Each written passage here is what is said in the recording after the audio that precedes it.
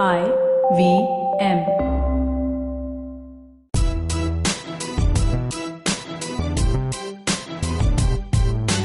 Hi, I'm Zarina Poonawalla, your peak performance coach, life coach, emotional intelligence practitioner, and NLP practitioner.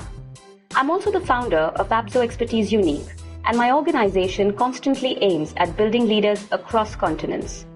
After having worked with so many dynamic business honchos, entrepreneurs, startups, CEOs, management gurus, parents, and student communities worldwide, I am convinced that every individual has unleashed potential, and all we really need to do is realize it. Watch the magic unfold, enhance quality of life, relationships, and professions. On my show, be ready for some riveting conversations with inspirational people, snippets, stories, and much more. So here I am on this exceptional journey to find empowerment and inspiration anywhere I can. Come join me on this breathtaking path of self-realization, potential maximization, positivity, and most of all, embrace your inner power. You are on your way to empowering yourselves. Welcome to the Empowering Series with Zarina Poonawalla. On today's episode, I'm in conversation with an exceedingly driven, determined, and dynamic entrepreneur. She is many things that we will cover definitely in this chat, but most of all, she's a very, very precious friend. And I don't mean to sound very old, but we go way, way back. So I'm really thrilled and excited to have this conversation with my really good friend, Shivani Divecha, who's the founder and chief content curator at the Brewer. So hello, Shivani. Hey, Zarina. Thank you so much for having me. No, it's absolutely my pleasure. But more importantly, I have to tell you that this is probably one of my longer introductions because I needed to make sure that I give you that justice in this conversation. How have you been? I have been great. How have you been? I've been good. You tell me, how has this lockdown treated you and probably post-lockdown as well? Right. So I think, of course, like for all of us, when the whole lockdown got announced, it was definitely like a big shocker. It took them some time to kind of really accept and adjust to the new reality that was, coming our way. And I think the first 2 weeks, I was literally thinking that, oh my God, I don't know what have I got myself into. And it was probably like the worst time to, start your entrepreneur journey and to like really be at it. But thankfully, I think 2 weeks down the line, a lot of events started happening online. We saw the whole webinar rush that happened. A lot of people wanted to speak, wanted to share content, help each other out. And that was something which I felt that would be a great new thing to kind of explore. And so since the lockdown, I would say that it's been a great journey in terms of curating speakers, curating events online, which I never thought was ever a possibility. And I have luckily managed to like be a part of at least 40 to 50 webinars in the last 5 months. Wow. So yes. So basically, you've really embraced and adapted the entire change pretty well, I've got to say. Yes, and in fact, one of them, the initial ones, was with you. I know. I have to give you credit for that because you know how sort of handicapped I am with the whole technology, but I always keep complaining about this to you. Every time we've spoken, I've told you I'm really bad with it. And I think that was the first webinar I did.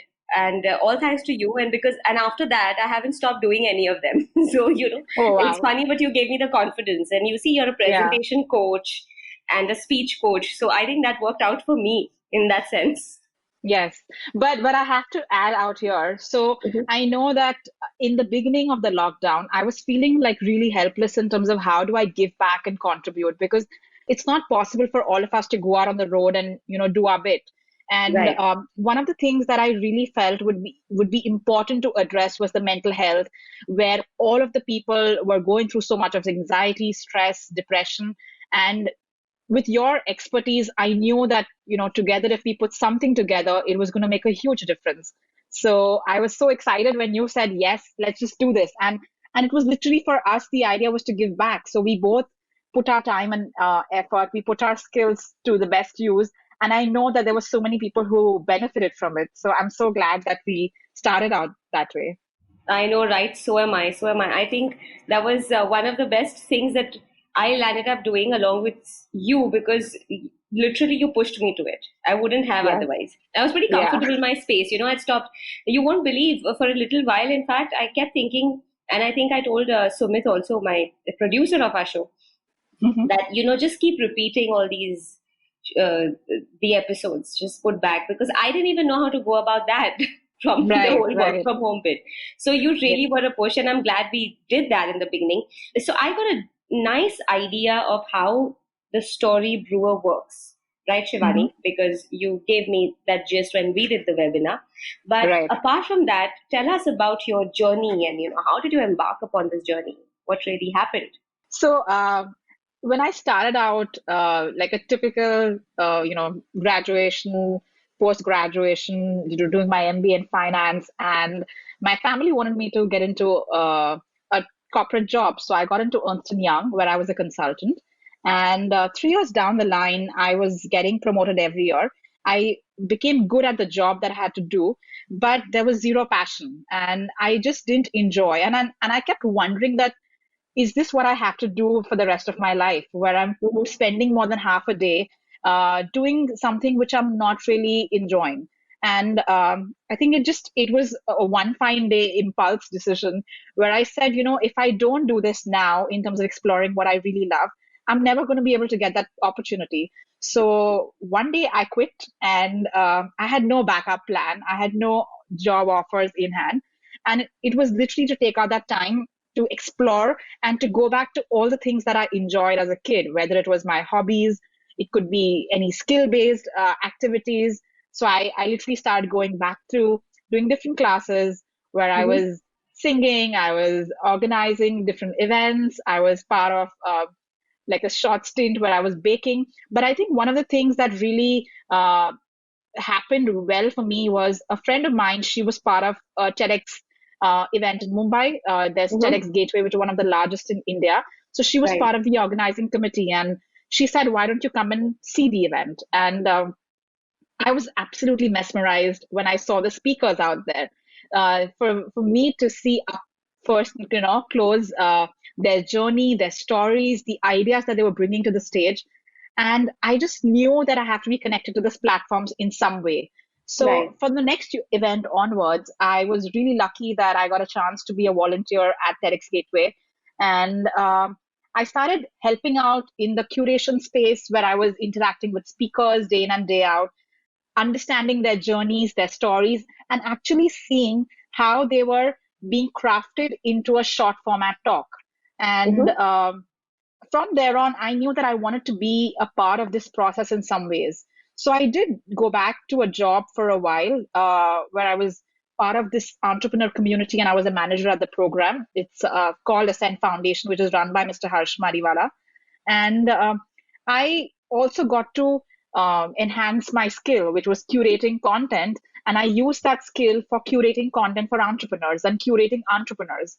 So, in fact, I was very lucky to curate Mr. Harsh Mariwala, Mr. Ronnie Screwwala, Mr. Uday Kotak. So, the likes of them in terms of the keynotes that they were addressing for the entrepreneur community.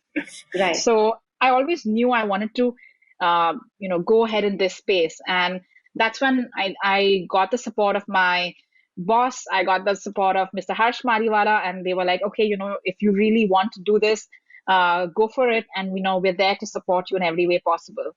So that's how the journey of so-called Story Brewer started for me.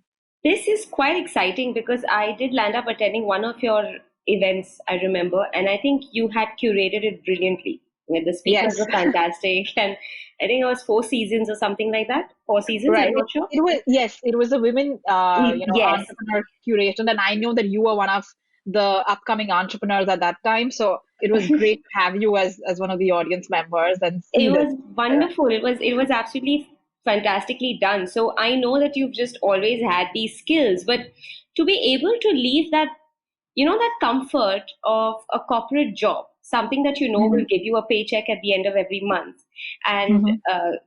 kind of pursuing your passion with that much eagerness and drive, was that a difficult decision to make, Shivani?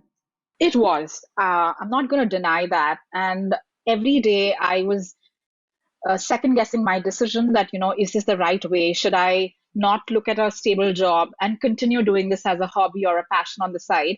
Why make a career of it? And I just knew that I wanted to, again, dedicate my time and energy to doing what I love the most. And fortunately, I was part of the entrepreneur circle. So the community is a wonderful community. It really helps all the entrepreneurs come together, help each other, share experiences. And that's what I started doing. So a few months before I decided to finally quit my job, I would meet all these entrepreneurs and I would understand their journey, their stories. And I always felt that if, they could do it, even I could do it. So they gave me that validation, they gave me that encouragement and support. And I think that's how it really made me push. Also, one of the interesting thing was that I was a little bit of a realist. And when I used to interact with Mr. Harsh Mariwala, like he would always say that, Shivani, if you want to go ahead, do, but always believe in prototyping. So he told me that why don't you take up a few projects alongside, see if there is a market for the skill that you're providing because it is a niche, and see if there are opportunities that you think you can find for yourselves full time. So I said, okay, yeah, that sounds like a practical solution to do, and I did take up a couple of projects which worked out really well. So I think that was the final push for me and a validation that, okay, I must focus on starting out on my own. So in a way, if you go to see, you've also had a good set of mentors. I mean, it's important to have Absolutely. those, right? Yes, yes, absolutely. I think for me, I knew I had limited skills. Like as an entrepreneur, uh, you're not good at everything. So I'm a very creative person. So I would not be good at the financial, the business aspects, the business model aspect of it.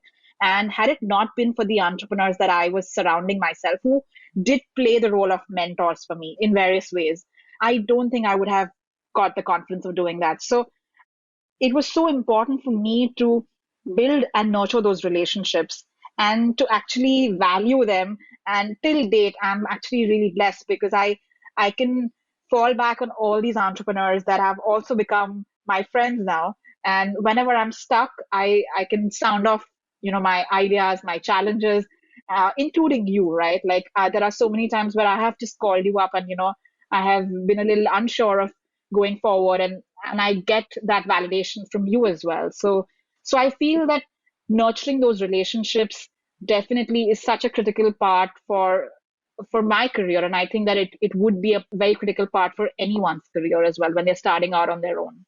This is so sweetly put. I think it's very generous of you to say that, but it also takes me back to the fact that we have always celebrated each other's milestones or been there, in some way or the other, throughout this journey. So for our listeners, I'd like to tell them that we probably know each other since what, 2002, maybe? Yeah, That's yes. why I mentioned in your introduction that I don't mean to sound old, but that's a fact. It's way back in the day. But yes, we've been part of each other's journeys, and I've always been so happy that, you've made sure to involve me in maybe those important milestones in your life or decision making. And thank you for that. Since you said this, I wanted to just acknowledge it. Yeah. No, I think that even I have been really inspired with the way you started out on your own.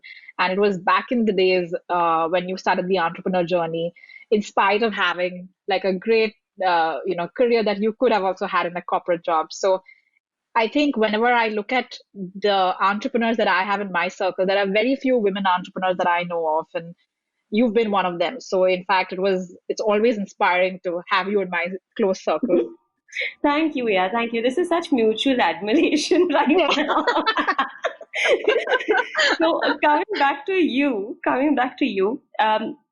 the fact that this entire process of having mentors, friends, and a little bit of validation, it pushes you to probably work harder. It motivates you, right? Right. How about those times when you get some critical feedback or somebody's telling you this won't work out? How do you deal with that, Shivani? So I used to be a very emotionally sensitive person. And initially, the minute someone would tell me that, this is not working out, it would definitely, make me question what am I doing and is this the right way? I would obviously second guess. And Hmm. I think over a period of time, what I have learned is taking the feedback of everyone, but taking a moment to process it, to go back, to not take a rash decision, to really internalize and see that, is there any value in the feedback that I've got? And in spite of having the feedback, do I still want to go forward, relook at my strategy, or then is something which I have to, keep that trust and belief in myself and then stick to what I have decided to do. So it does get challenging sometimes, but over a period of time, I I do take the feedback with a lot of humility, and I appreciate the people that are there for me, and I trust that they all wish well for me. So keeping that in mind, I then analyze what is the best way forward for me in that situation or in that moment, and then I go forward. Yeah, that's pretty good actually, because you know, honestly, there are a lot of people around you who want to validate you or you need their validation, but they don't give it to you. And Right. sometimes it may be the bitter truth. So I don't Hmm. know. Sometimes it works the other way. You that the critical feedback or that constructive criticism really takes you in a different level in the kind of work you're doing. So that also can be helpful, right? Apart from the Right. validation, or people just Right. being there to boost you. Sometimes you know how you end up learning from the things that don't work out compared to the things that do. Absolutely. Absolutely. And I think I've got more of the latter than the former. So So, how does the story brewer really work? I mean, of course, you've had your stint with speakers, you've curated speakers, keynote speakers, and things like that. But what is it that the story brewer offers? So I think the essence of the brand, which is what the stories are, right? Like I really feel that stories are really powerful for leaders, for individuals, um, for them to be able to share and make a difference in the world. I know that all of us carry a lot of unique stories, like your experience that you've gone through, no one else in the world would have gone through. The stories you've had, no one else would have. But at the core level, the emotions that we go through, those are the same. So when we experience failure, when we experience sadness, when we experience joy, achievements, that feeling is something which all of us can resonate with through different situations. So it is the fact of how can we share the stories and through the stories connect with other people by bringing forth the emotions that we've experienced in our journeys and keeping that as the essence. I think what I use that is that I use that in business storytelling, in fact, because imagine just sharing the presentations and data and without any personal element or personal touch to it, it becomes really dull and boring. Um, in fact, it's a scientific fact that if you were to share a story rather than a fact, uh, it's highly likely that 22 times more a person would be able to recollect the story and be able to, take it back for them and then learn from that. So I always believe that whether you share a story through for a business presentation, for your entrepreneur journey, it could even be like for inspiring the other people through the personal struggles that you've gone through. I think the essence is that how can we bring the stories up in a way which is going to create the impact. So that's essentially what I do. But what I also focus on is that, we've always heard this phrase of how content is the king. But I Yeah. have to go one step ahead and I want to say that actually curation is the king more than the content. Because we have so many stories and there's so much of content out there. But how do you bring the content together in a manner which will have a key message to it, which will have some key themes to it, and then that is something which the audience can take back. So that's what Story Brewer does. And so typically, if somebody has to come to you and say that, hey, I want to bring my story out to the world, or this is what I do, and this is how I work, and what is it that you can do for me? So, what is it that you will end up probably offering them in that sense?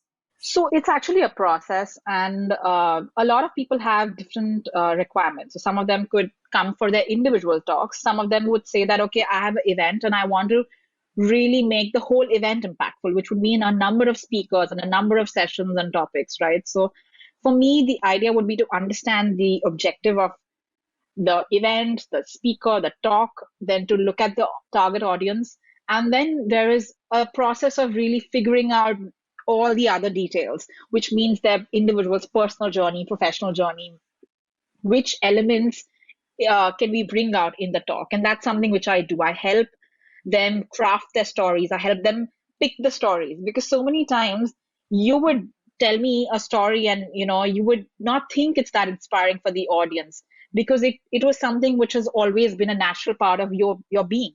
And I would Right. help the individual say that, wait a minute, this is something which is super inspiring, and you don't think it's a big deal, but it's actually a really big deal for the audiences, so we have to bring that up. So then it's a whole process of drafting the story, going through multiple drafts back and forth, but making sure that the person's authentic language and tonality stays the same. So and then that's actually how we curate the talks, and then we go forward from there. That's pretty cool, actually. So, in a way, if correct me if I'm wrong here, but do you think it's also in a way sort of branding a person and branding their life or their journey? Yeah, interestingly, that was actually the pivot point of my business offering. So when I actually started curating talks, right, I would always think that the person might come to me for one or two or three talk curations, and after I have equip them with uh, all the skills required, then why would the person continue coming to me? And I saw the larger reason of why they are even investing that time and energy for doing a talk, right? They actually want to put themselves out there. They want to invest in their own brand. And it is so important to carry that brand, because many times people don't realize that you are also the company brand that you carry. So Sure. the way you share about your company, yourself, people are going to make decisions whether they want to do business or not with you, whether they want to be a partner with you or not, whether they want to work in your team or not, right? So I think that when I looked at the bigger picture of how I am able to help them build their personal brand through the talks, through the stories, in any format, it could be written or spoken, that's when it's going to make a larger impact. So, interestingly, during the lockdown, a lot of individuals have come up to me to work on their personal branding, which would mean a whole 360-degree solution, which is beyond just doing an online talk. It would also mean looking at their digital platforms, how their voice is sounding on the social media platforms that they're active in. How can they, showcase their journey and voice on the media articles that they are going to be getting opportunities from. So it's a whole holistic solution. And I really believe that. I think the core of it is the way you use your voice to share the story that you have. Right. So the genuineness and the depth or the modesty in that sense when you say voice. Yes, yes, absolutely. Because imagine if I was going to make everyone sound like a Shah Rukh Khan, Yeah. it's not going to be something which is going to be resonating with them, right? So Right. I can't make them speak the language which they are not comfortable in. But at the same time, what we can do is that we can really craft the stories in a manner which is going to make the audience immediately connect with that individual. So that's exactly what it means by keeping your authentic voice. Right. So you mentioned something very interesting earlier about connecting with people. Hmm. Now, you're working on a person as a brand, or let's say, creating a brand for a person in terms of their story. And that's what Right. the whole profession is about. So branding them. Along with that, there comes this whole concept of connecting with people. So Mhm. how do these two blend for you? I think connecting with people becomes the key for me to do anything when it comes to working on their brand, Right. and it is so essential because if I don't make that individual comfortable with me to open up, to share their stories, to share their vulnerable moments, to share their highs, it is such a personal experience for them, and for them to be able to trust me that I will not misuse that kind of information, and I will genuinely help them. So I think initially it's really about connecting. In fact, it's all about connecting with them. And I actually want to throw back the question at you, because you've been Okay. an executive coach and you've been someone who's worked on their individual and their professional journeys and really helped them. So how do you work towards connecting with them? And how do you see that as a benefit of the long-term relationship that you've had with them?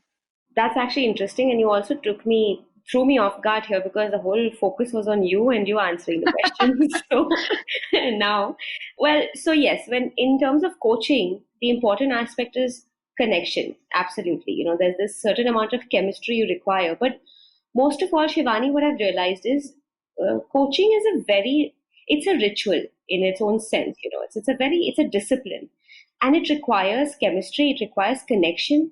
Most of all, I think for me, it requires respect, mutual respect between Hmm. you and your client. When Right. you have mutual respect for each other, the way you conduct yourselves and the way you take each other's advice or counsel. So if somebody wants to take my counsel, like that I started off very young. So there were times when you walk into a room and people wonder where is the coach because they're looking at you and Right. they're like, so this one must be like a little errand boy in the room. She doesn't look like she's going to be able to coach. And you Right. realize that it's to do with age, but then comes respect. When you start getting the kind of respect and giving the kind of respect one should, right? It changes the way people listen to you, it changes the way you understand them and also connect with them. So, and I Hmm. think as women, that's also important that you know how to build that for you, right? Around you. So, there is a little bit of an ecosystem that goes in there. And along with that, you connect at the core level. So, I think what's important in coaching and connection for Hmm. me is that I choose my clients as much as they choose me. So if Right. there is that instant feeling, that connect, that hey, yes, this seems like this person is going to benefit from me, I'm going to Hmm. work with them, makes sense. Then there is an instant connect and it moves into a really beautiful relationship. Right. However, the other important aspect here is also the fact that you are responsible for decisions that somebody's taking in their lives, right? Hmm. So you have to be very discreet. So I think it's a combination of respect, listening, and discretion, confidentiality, trust. Got it. Yeah. So basically that's what works for me. And Right. clients know that okay, this is something that will never leave her.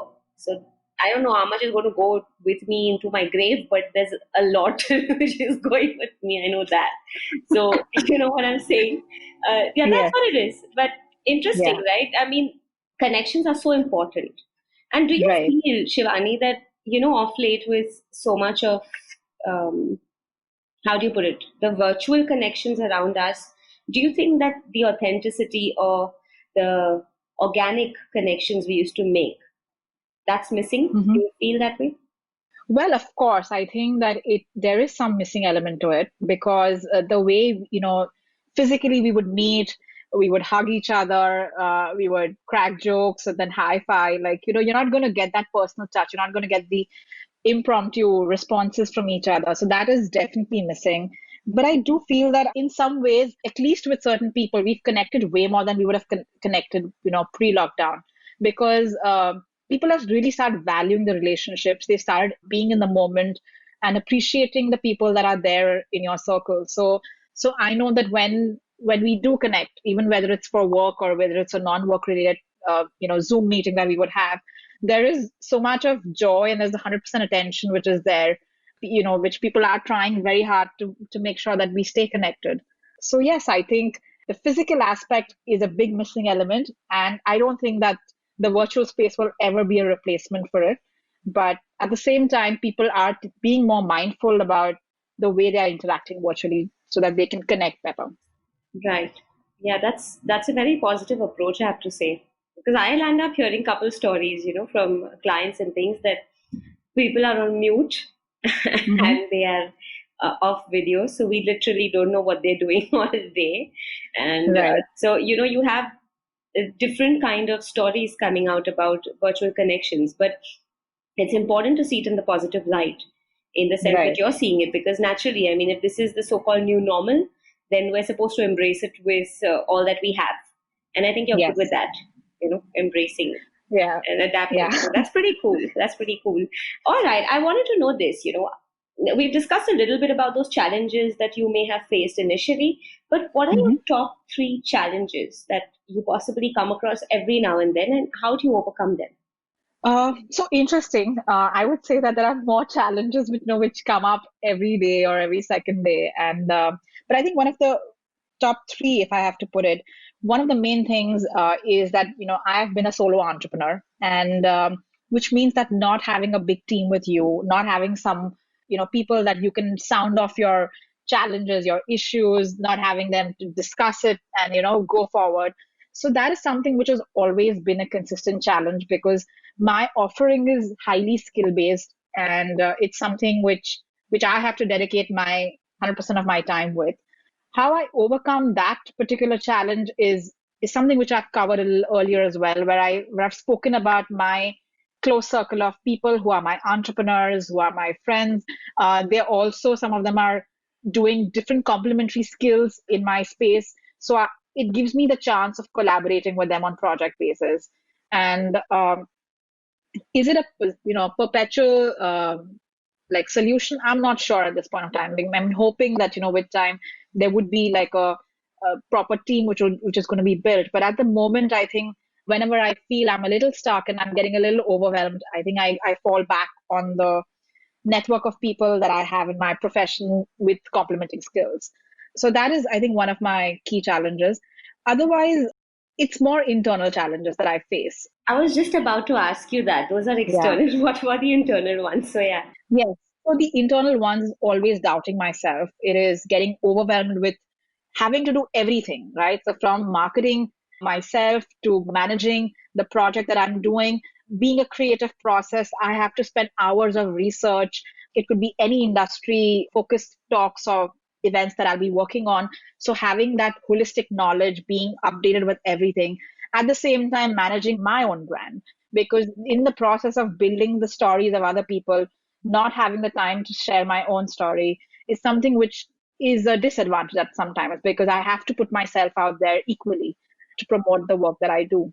So these things are more internal for me. And I think one of the things that if I have to like deal with being overwhelmed and being insecure and being I'm doubtful about where I'm headed and what I'm doing, internally I do look at meditation as a practice. I fall back on having a gratitude journal. I focus on the things that I have, the strengths that I can build on, and and I think the other part of it is my network of people that I surround myself with.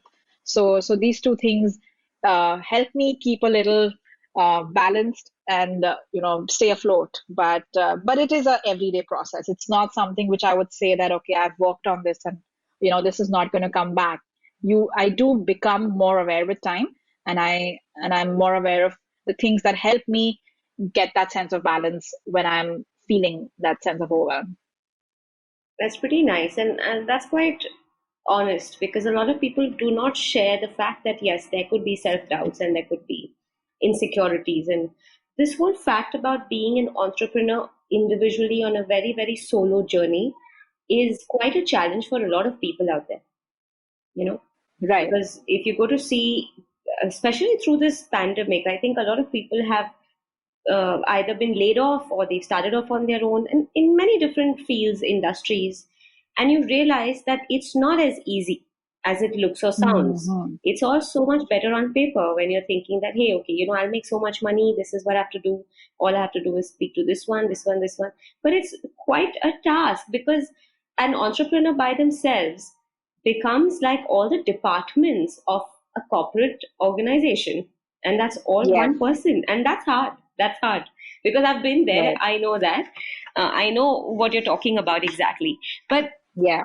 how do you manage to let's say work effectively and productively keeping that in mind, because naturally there's so much expected of you, right? Right. How Right. do you manage to make sure that everything is working smoothly or at least consistently? So I think my one of my earlier practices when I quit my job, I knew for a fact that if I work from home, it was going to be a disaster. Like I would land up being a couch potato, and it was going to be impossible for me to create that sense of routine. So from the next day of quitting my job, I decided I'm going to either work out of Starbucks or I'm going to work out of my club, or I had a couple of projects in hand, so I'm going to work from the client location. And that's how I built that sense of discipline. I would get out at morning 9 o'clock from my home, and I Mm-hmm. would not enter before 7 or 8 at home, right? And initially, in the first few months, it was such a critical part for my success because it forced me, even if I didn't have work in hand, it forced me to put that hours out there into research, into building relationships, into going across Bombay and meeting up with different entrepreneurs, different potential clients. So that really worked in my favor. Mm-hmm. Considering now the pre, you know, pre-COVID and post-COVID lockdown, where we don't have an option to work from, but to work from home. Right. Again, I think building that sense of routine has helped me. So earlier, I didn't have that sense of routine initially, where it was like sleeping at odd hours, binge watching on Netflix, or then working at odd hours in the night. And I realized that if I do this, it's not going to be something which will sustain in the long run. So I actually changed my space from where I would say work from my bed, for example, to moving on to a desk, to having some certain fixed timings, also to communicate with my family, where we would create that sense of space, right? Because earlier, if I'm not at home, it's just easy for me to not be involved into the family chores and different aspects which keep on happening unexpectedly. So Right. communicating with them, saying that I need the space and these many hours are my work hours. So I don't wish to be disturbed during that point of time. So working before, after, you know, in terms of contributing at home. So I think those kind of things really help me. But the key thing is really putting that routine in place. Right. Having a routine and pretending like you're at work. Yes. I Yes. think just pretending to do that makes you feel like you're already half there. It increases Right. the belief. So, yeah, that makes sense. Lucky for you, my family literally will speak and have all the conversations around me exactly at the time that I'm supposed to be working. Like, literally, in that moment, especially during recordings and things, there will always be sound. It's like, the Well, I minute you tell think, them, the minute I tell yeah. them that, listen, 4 to 6 is this, okay? And I'm imagining that they've taken the message that between 4 to 6, I expect less conversation, less chatting, and less noise. That's exactly, I think they take it absolutely reverse. They start doing everything they have to of the entire day exactly at that point. So Well, I guess lucky you. that's why your show is like a hit, right? Because people say that, oh, it's a normal thing, like they can relate to you. They can relate to the activities going around you. Oh yeah, totally. I guess. Now working from home for so long, I think they can listen to the activities around as well. Yes. So yes, maybe that. Now, you spoke about passion when we started this conversation, and you talked about Right. how you always enjoy this. And I remember back in college, do you remember we were on the students' council or something together? We were having this Yes, and conversation. we were part of the event committee. You were heading the events committee, and Yes. I know that we were doing so many event organizations together. It was amazing. It was crazy times. Yeah. And even back then, I mean, I was the head of events, yes, but you were organizing the events and I was doing the talking. And I think that's Yes. still what is going on to some level. So I think, but to be honest, Shivani, at least you knew your passion. In my case, I really didn't know my passion. I just always tell people Right. that my profession chose me. I don't think I Yes. knew this would be what I'd land up doing with my life, as a matter of fact. But it's so nice to know and recognize what you're good at or what you love doing.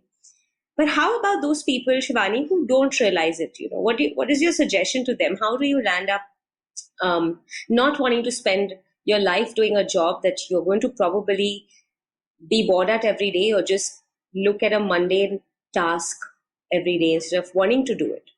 So, I think there are a couple of things out here that I could, probably share from experience and also from the experience of the entrepreneurs that I've had a chance to interact with. So, one is that if you don't know what your passion is, it's absolutely okay. What you can start doing is that you can start taking up a skill, a hobby. You can start exploring things on the side and then figure out on your way that, what is it that you have a natural affinity to. One of the key tricks is that going back to your childhood and remembering from age 1 to age 10, what were the things that you loved doing? And 99% of the time, you will land up finding your passions from there. So whether it was drawing, whether it was skating, whether it was, being a singer, a dancer, like a lot of natural affinity hobbies from that time will help you figure out your passion in your current time. So I think that's one thing. The second is that not everyone needs to quit their job to pursue a work and a job of their passion or their dreams, right? Because I think that we need to have that sense of balance, a sense of being practical and realistic in today's times. So it is okay if you don't land up being in a space where you love what you do, so far as you have enough time to do other things that also give you equal joy and happiness. So that's something which I would ask people to reflect on and like take a practical decision on it. And an interesting thing would be that you would also realize your potential, right? So, for example, that I would be really passionate about singing, but if I know I'm not a great singer, and I still want to pursue my career as a singer, that's going to be pure stupidity. So what I could do is that, in fact, look at a industry like the music industry and see what kind of role I can play a part in that. So it could probably be like, managing artists, or it could be managing shows, or being part of the corporate in the skill set that I'm actually really good at, and still being associated with the industry that I love. So that's something which I would always encourage, that if you love sports, maybe you can be a part of the sports industry in the role that you are really good at, or music, or it could be fashion, right? So it doesn't matter that you are an ace in that as a skill.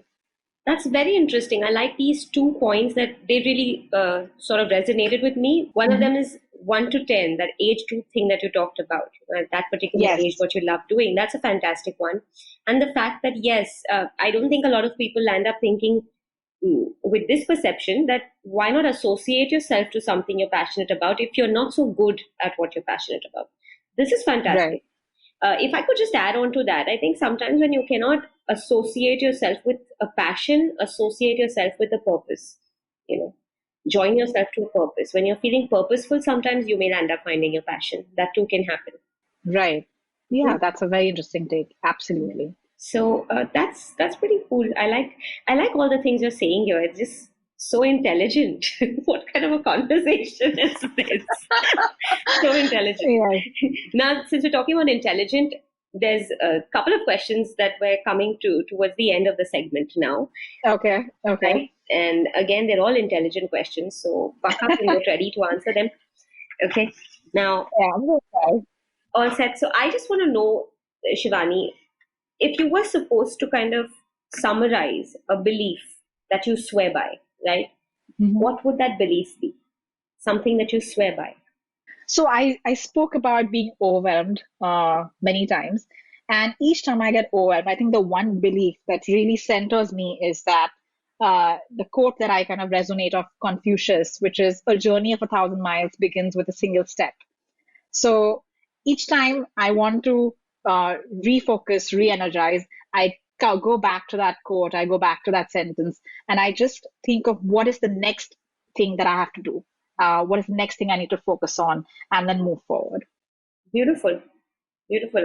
I love quotes. So you've just used one of my favorites. And that's a fantastic belief to have, honestly. I mean, that Yeah. first step and then one step is important. So brilliant. Yes. And how about, some pearls of wisdom for entrepreneurs out there, solo entrepreneurs out there? I think a lot of them call solo entrepreneurs solopreneurs these days. So those two. Yes. And what are your pearls of wisdom for people out there, trying to make a mark and trying to kind of have a nice footing and establish themselves? So I feel that one should never stop learning. Like we should always be open to learning something from someone or some skill every day. And when I look back at the things that I have learned, and how they have connected to my career today.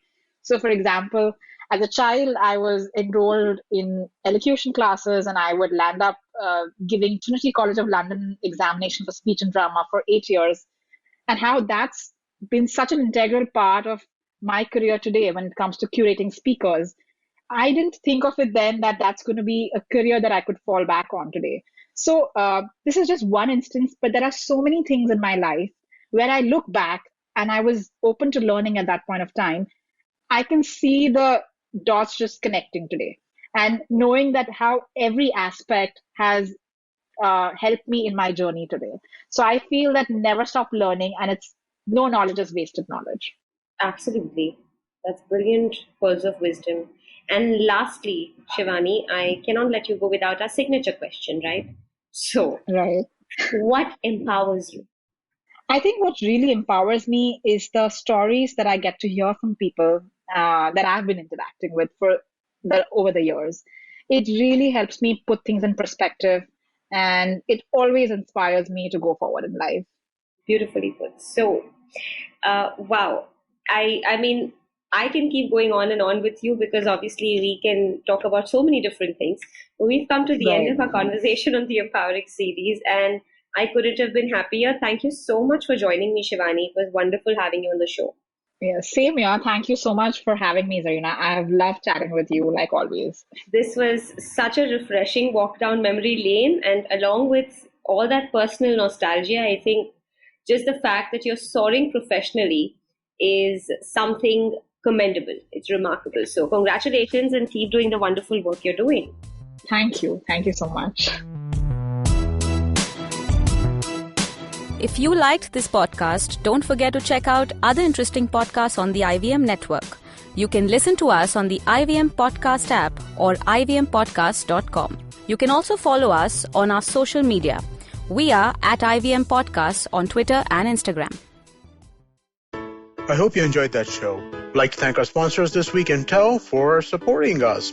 First, right off the bat, want to congratulate Ashton Doctor on celebrating the 300th episode of The Habit Coach. It's a great show. If you haven't been listening to it, listen to it now. And if you listen to it, you can almost go for an entire year with an episode a day. It's really fun. Do definitely check that out. Arjun Koladi, the head of sales for Spotify in India, was on Advertising is Dead. Do check that out. Really fun show. On Cyrus Says, we had Sumit Basu, the author, fantasy author, one of my favorites. Definitely do check that out. It was Utsav Memorial Week this week on the IVM network. He was on Cyrus Says Cock and Bull on Thursday. He was on Litnama and, of course, his own podcast, Postcards from Nowhere. Do check that out. And one last note before we go. IVM Likes is back, and we've been doing a bunch of interesting conversations about different pop culture things that you might want to check out during the pandemic.